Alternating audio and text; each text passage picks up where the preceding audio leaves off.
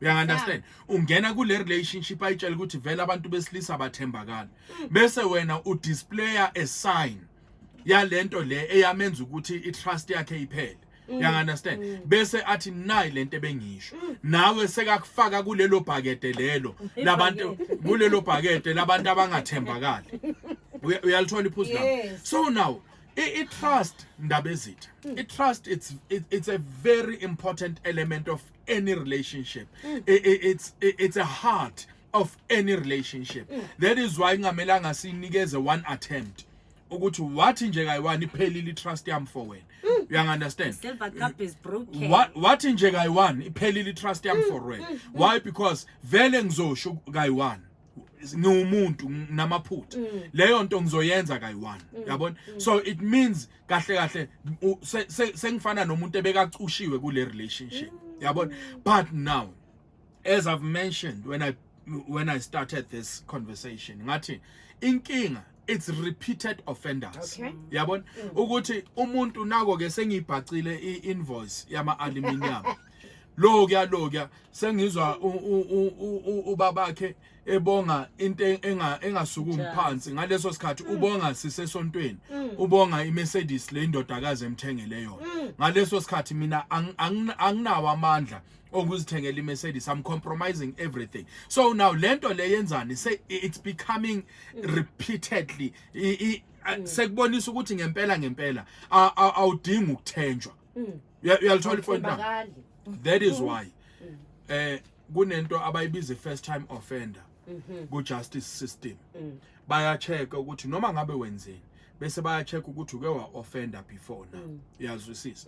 And if awukaze wa offender before, there's a 95% chance and possibility yokuthi ungathola into ebizwa nge-suspended sentence. Yabona? Because it means now umthetho usakuthemba nge-freedom. Yabona? As much as wenza iphutha but usakuthemba nge-freedom. Even though kunesigwebo esilengisiwe phezu kwakho ukuthi should anything happen then your freedom will be taken away from you. Yabona? So it goes back na ku relationship ukuthi mangisenzeka yi1 yabona ngicela ukuthi unginikeze that suspended sentence. I benefit of the doubt ukuthi udila nomuntu kule relationship. Angisi robot angiprogramwanga. It means amaphutha ngizoba nawo. Yazwisisa. But iphutha lami eli1 malingenza ukuthi udecide ukuthi angisathembakali. Yayizwa leyo nto leyo. Because mawenza kanjalo it means now wakha isilwane enhlizweni yakho wena hayi kimi uzakhela wena isilwane esofuywa uwe enhlizweni yakho.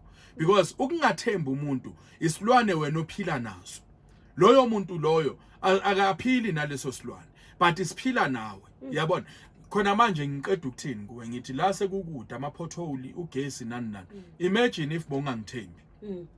So ubona kahle maqala le 15 minutes engidelay ngayo kube ngathi 1 hour 30 minutes enhlizweni yakho uphefumula ujulu kube manzi wenzeni ene mina ngaleso sikhathi ngizimamelele isound ngizendlini ngibhayiziswa ile zinto ezingibhayizisayo. Uyayibona leyo nto le. That is why in most instances igcina ingasebenzanga ngenxa yokuthi uye wafuya isilwane wasikhulisa. Yabona? So mawuqala uza ukuthi siyazaleka isilwane siyenza sho ukuthi usibulala same time ungaze usinikeze an opportunity yokukhula ngoba mase sikhulile sizolimaza wena more than anyone else. Ngiyafisa ukwazi ukuthi leli phutha ekuthiwa angivumi ukuthi lingenzeka kanye.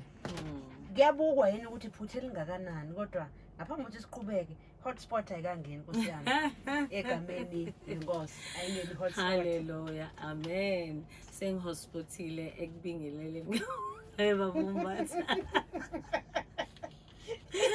Avinqeda indaba yokuhotspota kodwa ke sengihospitile injalo indaba. You know, ngiyababingelela though, you know, family members out there. Siyabonga mabahlala batake the time to spend this 1 hour with us. Siloku sibonisana, siqhuba lempilo together, si share, you know, si guidana, sisizana where we can. and we really appreciate everything, the efforts, you know. It's my airtime wabo, baby, you know. Yes, That yes. time you go to basi mamele ba live stream, even those that call bafuna ma advice, bafuna ama sessions, everything, you know. We're so grateful. So we thank you family very much for all of that, you know. Masesingena kule topic ngiyamamela babumbatha makakhuluma yonke into ayikhulumile. I'm not taking anything away from it, angiphikisi, angibangisi, angiyithini ukwabona. But now, okay, ubhat lona ne ngicela singamthathi as if ngathi ngiya erase ne, it's just an emphasis. I'm emphasizing my but it's not an eraser bathu. Yeah. Ubhat ukuthi ngicela sibe neqiniso. Yazo. The way sasineqiniso ngendaba yemali. Nakho? When we speak about trust ku relationship, ungizwe kahle yonke into babumbatha ayikhulumile, it's also part of it, it's the truth. But now masikhuluma ngicaba ephula I-trust irreparable esikhathini esiningi emendweni noma ema relationship, it's when there's cheating involved. Let's be honest. Akere nangemali saba brutally honest. One, suka sikhuluma nge-cheating, unfortunately. Two, it's unpardoned if it's a lady. That's where we need to be fair and square about it. It's unpardoned. Yabona ngithanda ubabumbatha makathi if you are a repeated offender, that's where it becomes a problem. That means a woman can be cheated on repeatedly. Akwazi ukuxola axolele, even though ama trust issues azobanteke, she'll still be there hoping ukuthi you will still make her feel ukuthi she still needs to trust you ngokuthi wena uziredeem by acting differently. But now when the offender is a lady, akunake an opportunity of becoming a repeated offender. You become offensive once iphelile indaba kichayile, akuna suspended sentence ke la uyagwetshwa ufakwa nje ejele iphelile indaba yakho futhi unikweza i-death sentence. You understand? So hence ngithi yonke into ekhuluma ubabumba athi iqiniso siyavuma, and lento yokuthi you've experienced lokuthi ama aluminium ukunyukubezwe and all of that, they are right, you know. I want family to understand they are right, but they do not hold as much weight as when it comes to infidelity in a marriage or in a relationship. It gets to be cracked if it's a man that has offended, but it becomes broken. Come on. When it's a lady that has offended. There's a difference. Ispili masiphukile, hayi sikrekile. Siyalahlwa. Mara masikrekile, siyancengisa kuthiwe nanoma singasebenzisa le part, but yes, singasasebenza sona. You understand? Singasasebenza and sisebe siqhube, size si protect ukuthi hey nibe careful phela se correct, singaze yabo sigadwe and uthole ukuthi survive even 10 years. But hey yasakhreka nini ngomncabo kagogo 2000 namanje njengoba usibona sisamile so yes. But esiphukile sisi sisemgqomeni iqiniso lihle. So I think when we speak about le topic asibe neqiniso, asibe asingafuni ukuyishuga coat ngama aluminium na I-trust issue le esibhekane nayo, it's when it comes to cheating, and we need to be fair and square ukuthi between us women and men akekho oyenzwe ngematerial different. Yeah. You know, both of us sonke we human. Both of us, we were made with emotions, feelings, we were made with a heart, we were made with a mind, brain. Everything that you have as a guy, I have it as a woman. The only thing gay, it's, you know, the bottom and the top part pale, but those things, when it comes to reasoning capacity, as is fine. So indlela yokuthi what you can do, I am capable of doing it. Who is supposed to self-control and who is supposed not to have self-control? Who is supposed to be able to contain pain and who is not supposed to be able to contain pain? You understand? It is something that when we speak about trust, dictionary, it's something that needs to be performed by females only. It's something that gets to be broken by two individuals who had an agreement and they didn't stick to it. And that's it. I specify my genders. So how is it then now when it's broken by a female virgin? I create lento. It's shattered, it's done. It's iphelile. It can't be. It's either we crack it, both parties, or it gets destroyed, both parties. Angeni hotspot madoda ovela kwezwakala bathi ngathi all the women really asitayise kafushane sibuye sixoxe le ndaba kodwa singakhuluma isodwa nabakwambatha ngena nawe 0659278326 ngiyabona lapha aka Facebook bakhona bathi ayikho leyo nto no trust no love usho njalo uMomo Nkosi lapha ka Facebook wasakha amakhaya no Mrs Sibatha sibuka udaba lokuthi uma kuthiwa I trust ayisekho thando khona power of love ziningi nalezi ngoma zithi power of love yazo kodwa mase kuthiwa trust ayikho what then It's back by popular demand. It's officially It's officially Presents the is third it annual Career Day. Zwalala uzohabula direct from abamabuz industry of your interest. Institutions of higher learning will provide you with all the information you need. Who knows? Maybe Ngithokozile kodwa bana-19 ngiyahlanyana 2023 by I-account. Entertainment. It's so dark I can't see and I have 4 eyes. Guys, is it glorious with me? I think it's Hawu wenza nto mntana usihle sibisi eqopha inkosi khona. right. Is it fine? Yeah, it's fine. Hawu Maybe I think Yazin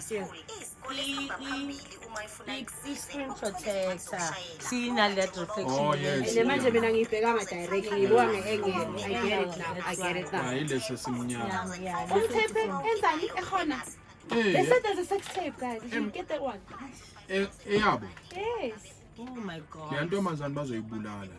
Uzibula.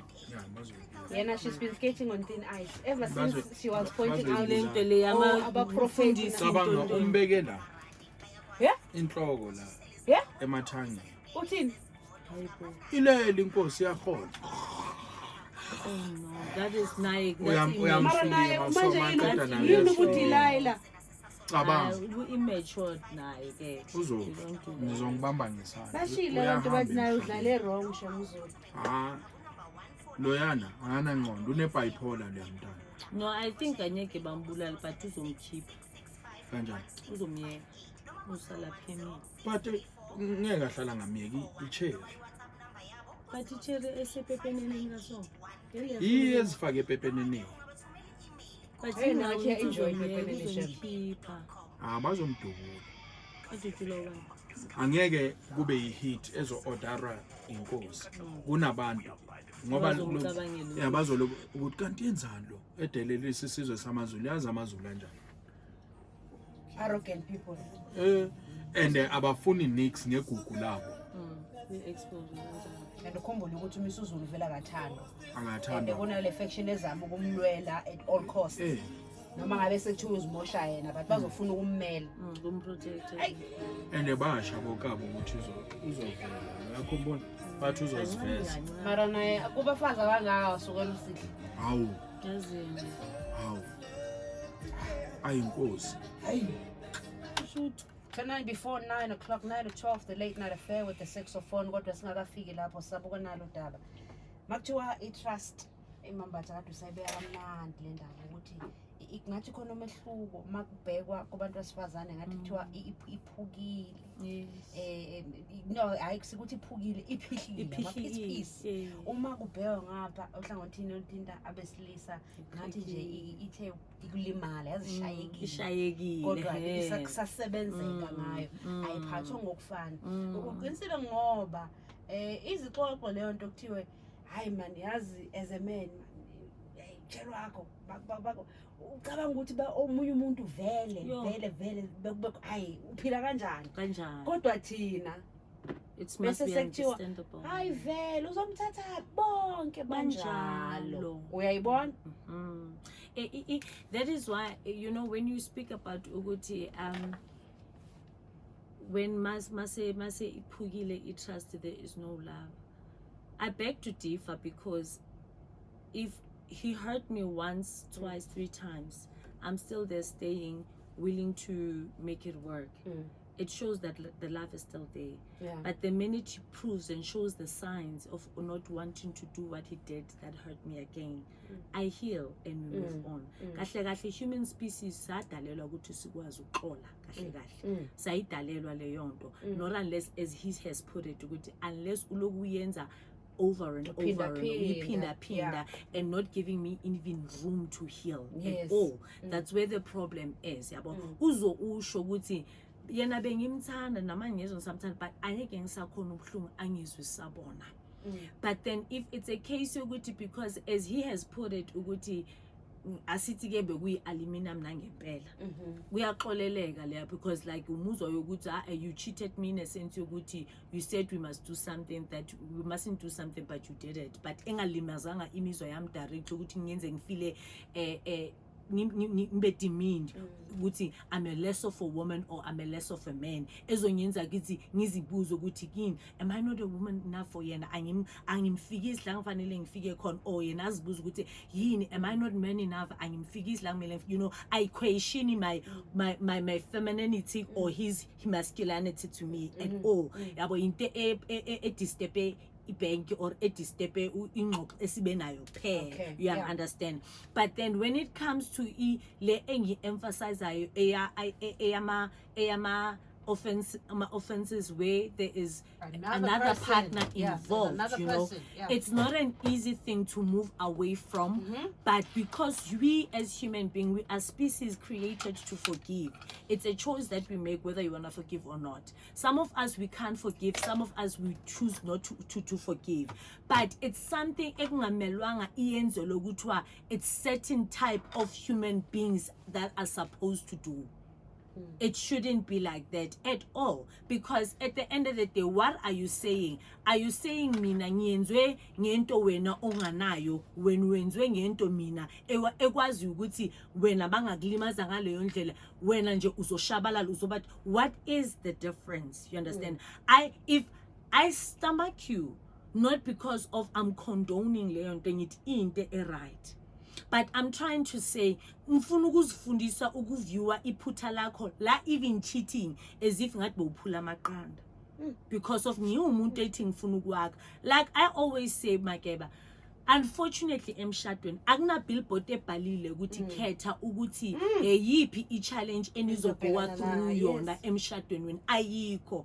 And each and every challenge emshadweni wa each and every couple, it's good enough and it qualifies to say I quit. All of them. It can be finance, it can be an abusive husband, it can be a cheating partner, it can be a non-working partner, it can be a whole lot of things. But my pegane nomnigas wayo, it's enough to say I quit. So unfortunately, a billboard in njengoba kungabhalwanga ukuthi yiphe yakho, akubhalwanga nanokuthi izokhomithwa ubani. Akushongo ukuthi it's only if it's done by a man or if it's done by a woman. It is just challenges that are there in marriages. Unfortunately, it can either happen ngubabumbata or it can happen ngami. It's the society and the world we lived in that has prescribed to Guti. Cheating can never be forgiven if it's done by a woman. But in true essence, it's something ukuthi simele si decide ukuthi siyaxola so itu or asixoli. Period. Awumbatha sokufaka i-hotspot engezwa nami kwathi angivala ishow ngendlela i-hotspot engayo. Kodwa ke sibuke la abalaleli beyisho le ndaba esaphefumula noma Mbatha amaphuzu abalekile ngempela ngesiwazile ukuthi le ngxoxo vele iyathanda ukuthi itsheke yona. Kodwa ke sibuke la ngaphambi kokuthi sekufake Mr. Mbatha. Hi Mrs. Mbatha. I love the topic. I agree with Mrs. Mbatha. Us ladies forgive our men a lot, but when it's us, we break up. I also have the same issue. My partner doesn't work but gets 350. when he gets his 350, he keeps quiet and he keeps quiet, even to say let's go get ice cream lutho. Kodwa mina with the little I get, I surprise him ngama snacks noma ngekota engasho leso sikhathi ufihlelwana imali ke. Ngiyayibona. Uthi yena nangu 350 nange hayi ndoda isihambi yakho ngathi umuntu engene late esontweni. Mina lokho Hey nawe mara. awumazi umuntu engene late esontweni. Itenza njalo besiphethe 350.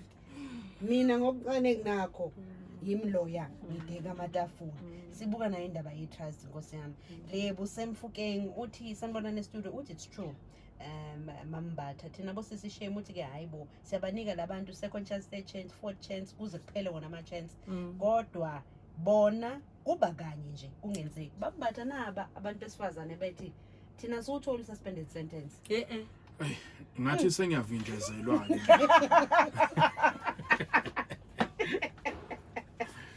Kube ningitshelile ukuthi le topic ingami ngiyikhulekise.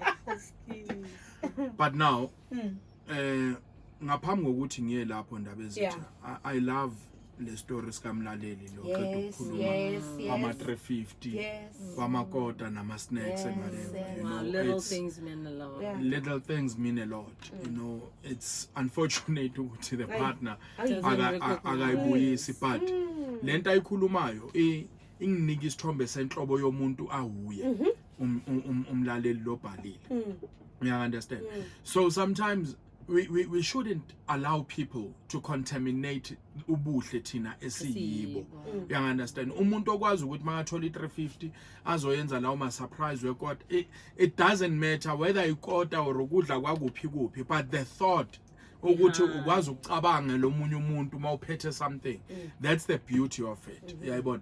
And one day lento ayenzayo uyafundisa ilento esihlale sisho ukuthi ukufundisa akusukukhuluma ukufundisa ukwenza utho ukuthi lo okhokhoba ngathi umuntu efike late esontweni ukhule kanjalo yabona kunabantu ndabezitha abakhule kuthiwa ipalonium yabona kuthiwe ngicela ungadla amaqanda ami yabona mawuvula ifridge uyabona kunamagama ukuthi oh ijam ekamambathe ini bese akhula ngaleyo mkhuba yongena nayo kuma relationships. So makafika ku relationship it depends on the partner ithola. Then that partner will start teaching loyo muntu imikhuba emisha because siyafundisana. You understand? So we might not know ukuthi ibuya kuphi or mhlambe isuka kude kangakanani. Yabona? So ngicela ukuthi angaphezi angavumi ukuthi izenzo zikabafo lo zigcine zimenza ukuthi naye akhathale ashintshe angasabi lo enhlobo yomuntu because by so doing uloku amfundisa ukuthi kwenziwa kanjani. And then now when it comes to ipoint lelo Mambatha alivezayo leli lokuthi abomama abaxoleleki. I do not want us to sit here and generalize these things. You understand? She knows very well ukuthi sine a case outside of the province of a similar matter. You understand? Of a similar matter. And this gentleman has decided to forgive. You understand? Why ngisho kanjalo ukuthi why mangikhuluma naye this guy? Ngiquote a certain scripture in the Bible. Ngimqala ngiyambuza ngithi usamthanda unkosikazi wakho na? Uthi yes ngisamthanda but ungilimazile. Then I quote a certain scripture in the Bible. 1 Corinthians chapter 13. There is a part, I'm not sure ngeverse ukuthi ngizothi uverse bani, but on that chapter it love does not keep a record of wrongs. You understand? So now if they still love, it means there must be room for forgiveness. Yazwisisa baningi kabi indaba ezitha abo baba abaxolela bonkosikazi wabo to a point ukuthi umuntu azazala abe nomunye umntwana. You understand? Kwazi azi ukuthi akusumntana akhe but amkhulisa. Uyalithola ipoint lami. So I don't want us to sit here and generalize. Kube ngathi yinto vele eyenzeka across board. Yonke indawo kunjalo. Uyayibona? But now when we look at the natural part of it, ngoba asho ukuthi the society has instilled that ukuthi umuntu wesifazana akaxoleleki. Vele kukanjalo sikhule kunjalo sizalwe kunjalo. It is also scriptural. You understand? In the Bible the only time when izwi likaNkulunkulu ligunyaza incwadi yokwahlukana, it's when there's infidelity, and that infidelity mayiza ngomuntu wesifazana. Uyalithola ipoint lami. So meaning ukuthi lento, it has been part of human life for a very long time. You understand? So to undo such things, it's very difficult. Then Yabona? we are going And to then a now problem. ima kancane. We go into a